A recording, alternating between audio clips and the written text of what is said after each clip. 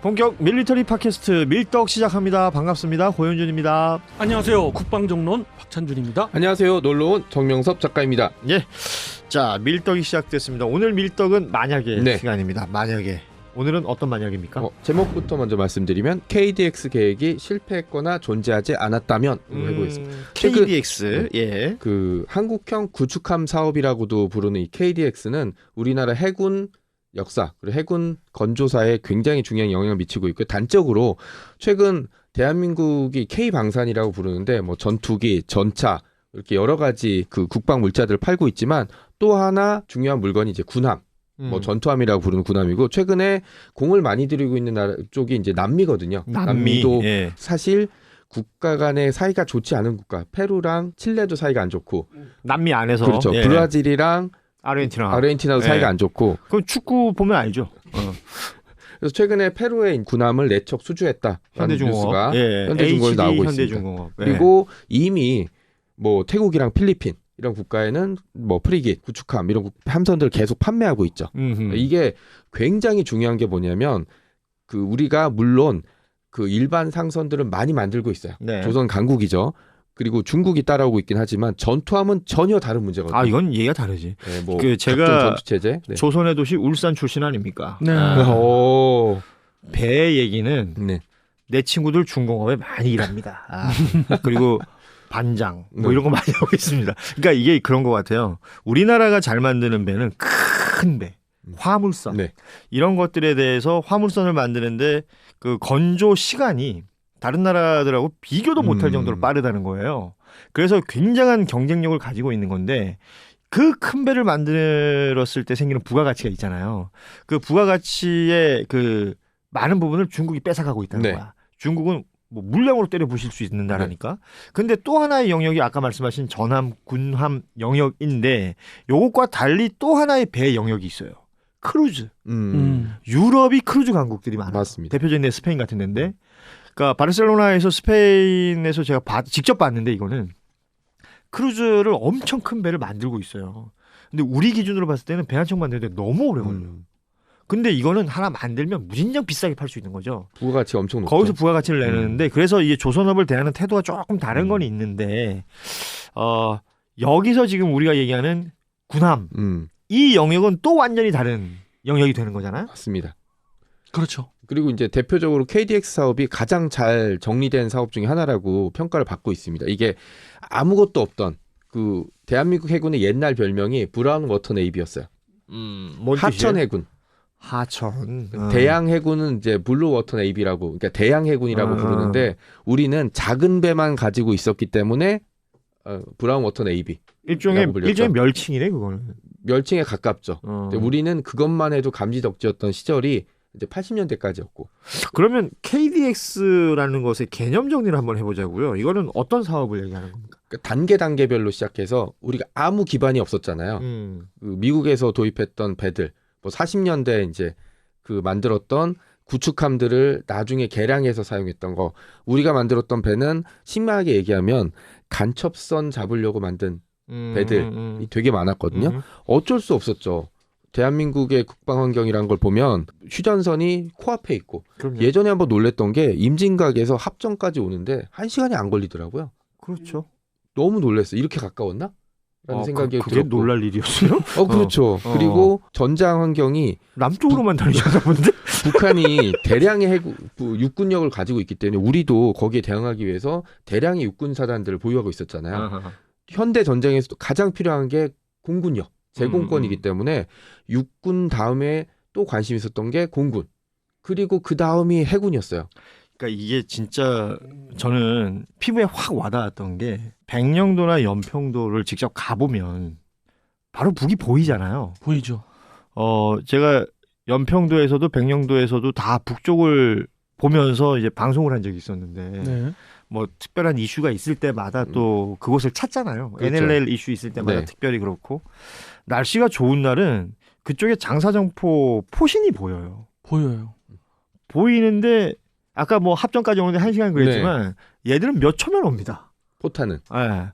그리고 거기서 우리 어민들이 어로 활동을 해요. 그 요새는 뭐 중국 배들이 들어와가지고 자꾸 작사를 해놓고 합니다만 그 어로 활동을 하고 있고 근데 육지는 비교적 철책도 있고 뭐가 보이는 게 있잖아 시각적으로. 바다는 그런 게 없거든. 내가 넘어갔는지 안 넘어갔는지도 모를 것 같아. 그렇게 가까운 거예요. 근데 해군에 대해서는 말씀하신 것처럼 상대적으로 관심도가 떨어졌다는 거 아닙니까? 관심도 떨어지고 관심도가 떨어지니까 지원이 부족해지고 지원이 부족해지니까 할 수 있는 게 많이 없는 거죠. 네, 통통배 수준이라고 놀림을 많이 받기도 했었고 네, 간첩선 잡는데 간첩선은 잡을 수 있지만 바다 너머에 간첩선만 오는 건 아니잖아요. 북한 해군뿐만 아니라 이 바다는 중국 해군, 러시아 해군, 그다음에 일본 해군까지 예. 같이 있기 때문에 해군력을 높여야 되는데 한꺼번에 될 수 없기 때문에 단계별로 그러니까는 3,000톤급의 구축함부터 4,000톤, 5,000톤, 나중에 이지스함까지 단계별로 도입을 해서 해군력을 증강시키겠다라는 게 KDX 사업의 핵심이죠.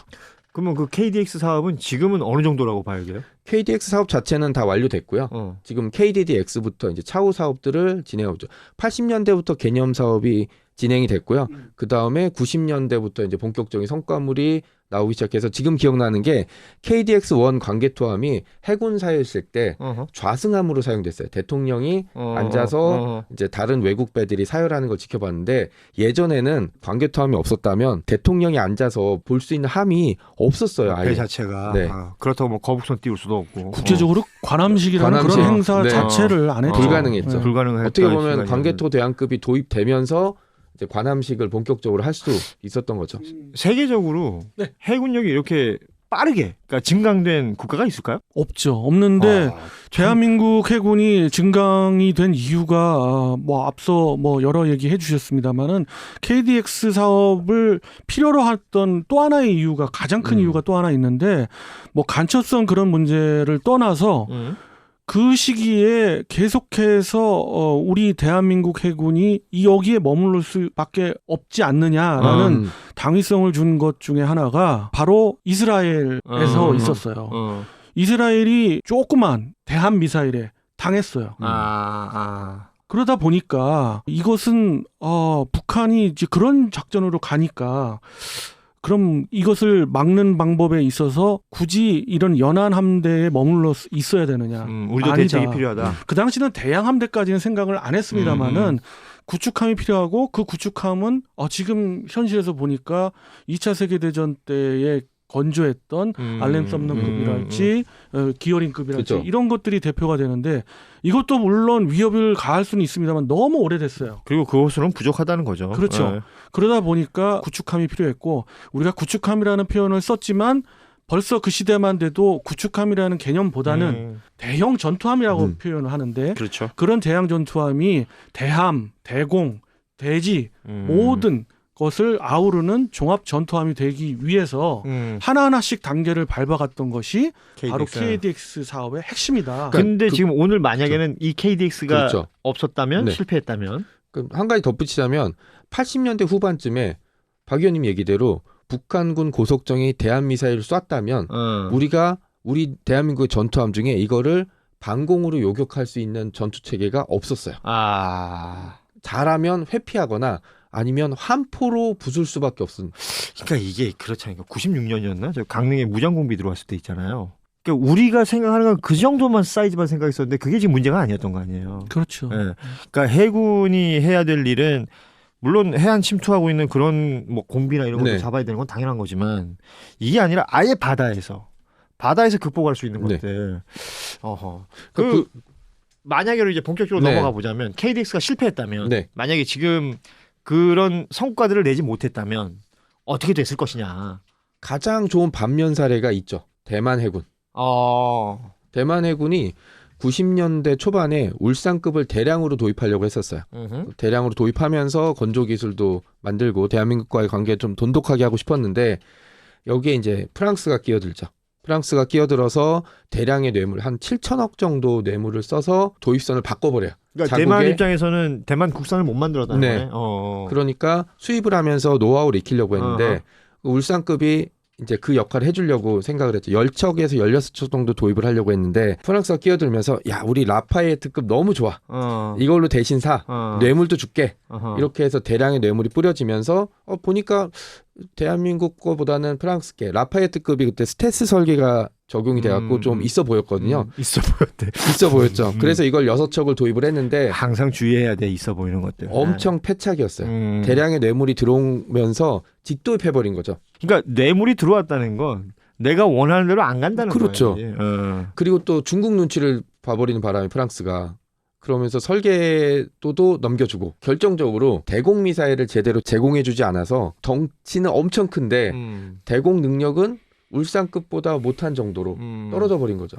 그 큰 배에서 그냥 땅땅땅 이러고 있는 느낌이네. 여러 가지 맞습니다. 말씀 주셨습니다마는 건함을 하는 그러니까 건함 사업은 상당히 미래 뭐 10년, 그렇지. 20년 길게 봐야죠. 길게는 30년을 두고 봐야 되는데 그런 면에서 대만이 좀 패착이 있었고 여러 가지 부정 비리가 있었죠. 그에 나온 결과가 그렇습니다마는 그렇다고 해서 많은 국가들이 건함 능력이 있는 것도 아니에요. 그러니까요. 그러니까 이거를 도안이면 뭐식으로 보는 게 아니라 아하. 그렇죠. 나 자국에 맞는 걸 옷을 입었어야 그렇지, 되는데 그렇지. 제가 판단할 땐 대만은 잘못된 옷을 입었던 거예요. 아우. 그게 또 왜 프랑스였을까? 프랑스가 그런지 잘하는 것 같아 보면. 프랑스 라파이트급을 도입해서 결국 대만은 이제 캉딘급으로 불리는데 아 유럽의 중국. 중국. 프랑스라는데. 아 그런가요? 그런 얘기 많이 맞습니다. 들어요. 많이 네. 들었는데 프랑스가 그래서 진짜. 욕을 먹죠. 아 프랑스 당국자들이 보고 계신다면 심심한 사과의 반성하세요. 말씀드립니다. 네. 자기 자업자득이죠. 아하. 사실 라팔도 뭐 저 수출이 부진한 이유가 그런 맞아요. 되도 않는 어, 사기들을 좀 많이 쳐서 그래요. 그러니까 국가들이 어떤 기질 같은 게 있나 봐. 네. 그럼 이제 우리는 대만의 사정과 좀 다르긴 하지만 2000년대쯤에 이제 건함 계획이 뒤늦게 잡혔다면 발목이 잡힐 일들이 되게 많았어요. 우리 입장에서. 네. 투자할 때 너무 많죠. 육군도 대량으로 투자를 하고 있어서 K2, K9 이런 대량의 장비들을 도입하고 있었고 사실은 그렇게 되면 이제 우선순위라는 게 정해질 그렇죠. 수밖에 없죠. 또 북한의 핵미사일에 대응할 여러 가지 체계들을 만드는데 다 돈이거든요. 또 공군은 계속 주장하고 있습니다. 현대 전쟁에서 가장 중요한 건 제공권이다. 그 얘기는 다들 네. 하니까. 예. 이런 것들 때문에 2000년대 이후엔 시간적이나 경제적인 여유가 있다 그래도 다른 군에 투입하는 시간과 돈 때문에 건함 계획이 제대로 진행되지 않고 가장 좋은 거 있거든요. 그냥 직도입하자. 라고 해버리면 KDX 계획이 제대로 진행이 안 되고 이거 결국은 참 위험한 생각이지. 그리고 해군력이 지금처럼 이렇게 급속도로 그러니까 80년대 시작돼서 90년대부터 시작됐거든요. 그리고 2010년에 KDX-3 그러니까 그 이지스함이 도입돼서 20년 정도 걸렸는데 20년에서 30년 정도 박 의원님 얘기대로 이렇게 단기간에 현대에서 해군력을 증강시킨 그러니까 하천이나 연안 해군에서 대양 해군 가까이까지 접근했던 국가는 21세기에는 20세기, 20세기에 몇 나라 있어요. 그때는 쇼미더머니가 됐거든요. 뭐 미국도 그랬고 2차 대전 직전에 독일이나 1차 대전 직전에 독일도 그랬는데 그러니까 그 세계 대전이라는 그렇죠. 전쟁 상황이 맞습니다. 예. 지금 같은 경우는 없죠. 선진국 중에도 군함 못 만드는 나라 수두룩해요. 아니, 그러니까 내가 그게 궁금한 거예요. 건함 능력이라는 걸 가지고 있는 국가가 생각해 보면 몇 개 안 돼요. 이렇게 안 되죠. 근데 우리가 흔히 선진국 혹은 뭐 이름 들으면 알만한 나라 중에 그러니까 자체 건함 능력 없어서 계속 사기만 하는 나라들이 있을 거 아니에요. 많죠. 대표적으로 어디가 있습니까? 유럽의 수두룩한 그 중소의 국가들은 잘 살고 뭐 선진국이라고 하죠. 그렇지만은 그들의 전투함들은 그들이 자체 건조하겠다 거보다는 유명한 그걸 사오는 거지. 사오는 거죠. 설계부터 해가지고 다 사오는 경우가 많고. 그러니까 유럽이 보면 뭐 예를 들면 대서양을 맞대고 있거나 네. 지중해를 맞대고 있거나 바다를 맞대고 있는 나라들이 되게 많잖아요. 그런데 자체적으로 배 만드는 특히 군함 만드는 나라는 떠오르는 게 몇 군데 안 돼. 네. 몇 군데 안 되죠. 그리고 그럴 수밖에 없는 게 해군의 규모를 그렇게 크게 키울 수 필요가 국가들이. 있는 나라가 별로 없어요.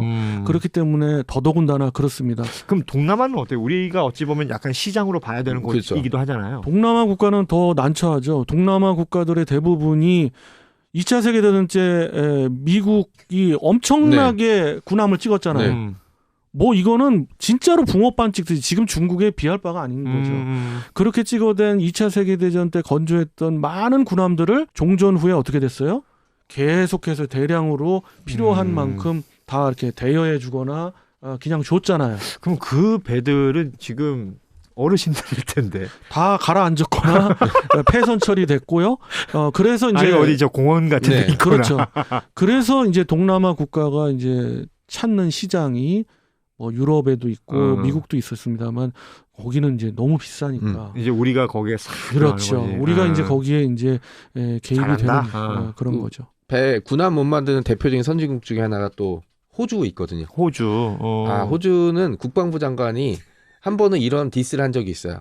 야, 우리는 카누도 제대로 못 만든다. 그러니까 군함이나 잠수함을 만들었는데 너무 문제가 생기니까 그래서 결국 국방부 장관 사임했습니다. 그리고 그게 뭐 나름의 호주는 또 그게 수건이야. 수건이다 보니까 그래서 미국에 호구 잡히는 것들이 많잖아요. 많죠. 호주가. 예. 남미 같은 경우가 정말 대표적인데 남미 국가들 보면은 뭐 브라질 같은 경우는 지역 강국이랄 수 있고요. 아르헨티나나 뭐 그렇죠. 큰 나라들 예, 많잖아요.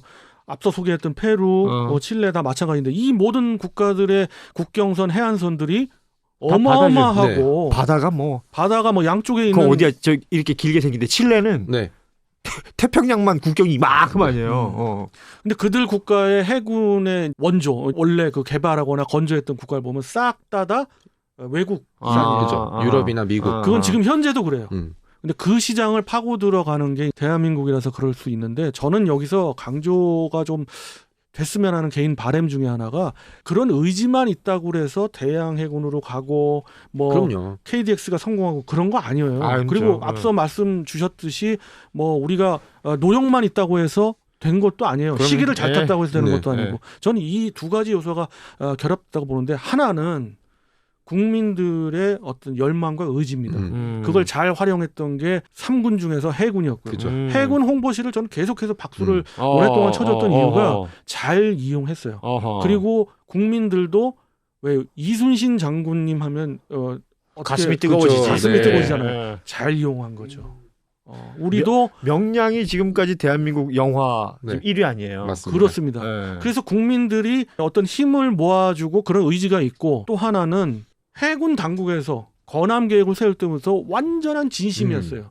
이 진심이라는 말이 어떤 의미냐면 대만이나 뭐 이런 데처럼 부정부패가 끼어들거나 뭐 여러 가지 다른 요소로 인해서 드롭되거나 이런 걸 방지해주는 정말 가슴 속에서 진심이 우러났죠. 그런 거 중요합니다. 예. 열심히 노력했다는 거예요. 예. 이 두 가지가 합쳐졌기 때문에 KDX가 순항을 겪었던 거고 뭐 전체적으로 그렇죠. 지금 와서 생각해 보면 와 20세기, 21세기에 특히 21세기로 네. 본다면 이렇게 빨리 어떻게 이게 이런 나라가 없지. 없어요. 그래서 그런 점이 강조돼야 되고 앞으로도 그건 중요시해야 된다. 그러면 해군 당국에 박수 한번 쳐주죠. 좋죠. 아, 나이스 해군. 그러니까 KDX 계획이 없었다면 지금 군함을 수출하고 페루와 이런 나라에 이제 협력을 하고 군함을 만들어서 그 제가 가끔 보는 유튜브 채널 중에 남미 남자라고 있거든요. 여기 보면 이제 남미 반응들을 소개해 주는데 네, 좀 이따가 저 알고리즘 한번 검사해봐야 되겠어. 분명히 남미 여자도 있다고 봅니다, 저는. 거기 보면은 해군에 관한 얘기가 되게 많이 나와요. 남미도 서로 자존심 경쟁하는데 있지. 한번 콜롬비아 해군에서 우리나라 그 해성 대한 미사일을 시험 발사한 적이 있었어요. 그래서 훈련할 때 쏴갖고 배에 명중하는. 그리고 막 콜롬비아에서 막 하니까 옆에 다른 나라에서 야 수입한 미사일 갖고 자랑하지 마 이러면서 야 우리는 없냐 했더니 우리는 30년째 개발 중이야. 네. 만들긴 만들었는데 어디 있는지 몰라. 아사르비아 식으로. 콜롬비아 네. 콜롬비아구나. 그런 나라들이 있어. 그런 게 있었고 또 하나 중요한 게 만약에 우리가 KDX 계획이 없었다면 대만이나 호주처럼 군함을 도입했겠죠. 우린 필요는 하니까. 그렇죠. 그렇죠. 그랬으면 어느 정도였을까인데 제가 실제로 그럼 100%또 거기 완전 호구 잡혀 있는 상황이 돼 있지 않겠습니까? 미국이 됐든 유럽이 됐든 그런 표현을 호구로 표현할 수 있는데 완전히 종속된 거죠. 그렇죠. 군사적으로 그러니까. 종속이 되는 거죠. 그렇게 되면 우리가 우리의 목소리를 낼 가능성이 없어지는 거 아니에요? KDX 계획의 가장 큰 장점이 뭐냐면 우리가 원하는 걸 우리가 만든 거잖아요. 그게 제일 중요한 거지. 대한민국 해군이 필요한 대한민국 해양의 방어 환경에 맞는 게 있는데 이거는 전투기 부품도 고장이 났어요. 그래서 가동률이 떨어졌어요. 그래가지고 교체 요청을 했어요. 네, 맞습니다. 그게 뭐 6개월이 걸리고 8개월이 걸리는데 예, 맞아요. 예. 전투하면 어떻겠습니까? 그러니까 우리가 말이 안 되는 아까 얘기죠. 이순신 장군 얘기를 해주셨지만 네. 이 우리의 어떤 민족성이나 기질이 있는 거지. 네. 우리가 어떤 민족입니까? 거북선을 만들었던 민족 아닙니까? 이건 거북선은 나 실제로 자존심 문제입니다. 네. 실제로 그 외국인 친구들하고 얘기를 하다 보면 그러니까 한국에 대해서 정보를 뭐 그들이 또 가지고 있는 정보들이 있을 거 아니에요. 그 중에서 이 거북선 얘기가 나오고 거북선에 대해서 조금이라도 알고 있는 친구들은 그러니까 이 엄지척으로 부족한 거예요. 이거는. 그리고 그게 생각해 보면 16세기 아니야. 맞습니다. 뭐 넬슨 제독 뭐 이런 사람들 있다고 쳐봤자 그 사람들이 배를 만들지는 않았잖아. 넬슨 제독의 영국 해군과 이순신 장군, 뭐 해군에선 계속 제독님이라고 얘기하죠. 이순신 제독이 이끌었던 조선수군의 상황은 사실 비교할 수가 없죠. 아 그럼. 네. 그래서 이게 뭐 실패했다면의 어떤 상상을 하는 것도 있겠지만은 저는 이 의지와 정신을 받아서 핵 잠수함 그리고 항공모함 계속 이어지기를 바라는 마음이 아주 그렇지. 앞으로도 발전하고. 예.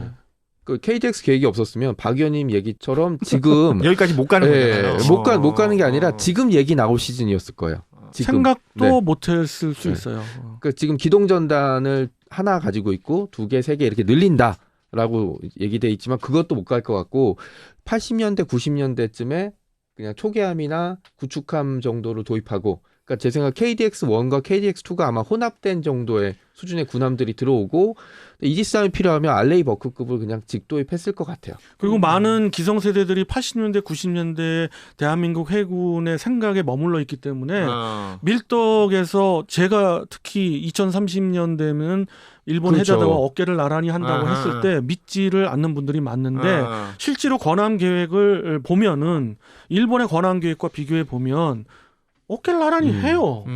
그것이 수치로 증명이 되고 여러 가지 계획상으로도 증명이 되는 나와 있는 계획만으로도 증명이 돼 있거든요. 그렇기 때문에 이젠 믿으셔도 됩니다. 그러니까 그래서 우리가 만약에 직도입을 했다면 어떤 군함이 들어왔을까도 좀 생각해 봤거든요. 예. 독일의 메코 200이라는 아주 베스트셀러가 있어요. 예. 메코 시리즈. 그렇죠. 메코 시리즈는 전 세계 한 70척 팔렸나? 많이 팔렸죠. 여러 버전이 있긴 하지만 그중에 우리가 하나 도입해서 워낙에 배치할 수 뭐 있고 베스트셀러니까. 그렇죠. 예. 명분도 있죠. 왜냐하면 검증된 군함이니까 뭐 그런 게 하나 있고. 또 우리나라 사람들 벤츠 좋아하잖아. 그럼 이지스함 필요하면 그냥 알레이 버크급 그냥 바로 들여왔을 것 같고 그다음에 초계함도 나중에 교체해야 되잖아요. 울산급이나 요건 더 많아요. 네덜란드의 시그마급이나 프랑스의 고인드급 뭐 이런 걸 대신으로 이제 도래할 수 있죠. 저는 또 한편으로 생각해 보는데 그런 유럽 쪽보다는 제가 80년대 90년대에 머물러 있던 위정자들이나 그럴 수 있죠. 위에 이제 결정권자들 생각을 보면 당연히 떠오르는 군함이 있습니다. 미국에서 대량으로 퇴역했던 올리버 해자드 그랬겠지. 예. 페리급도 상당히 동남아 국가에 뭐 많이들 갔어요. 우리가 분명 퇴역했던 함정 중에 뭐 괜찮은 함정들 골라가지고 또 기어링크하고 똑같이 도입을 했지 않았을까 하는 그게 더 가능성이 있네요. 근데 제가 뭐 지금 이제 뭐 이미 없을 일을 네. 지금 우리가 이제 예상해 보는 거지만 그런 일이 없었기에 천만다행이네요.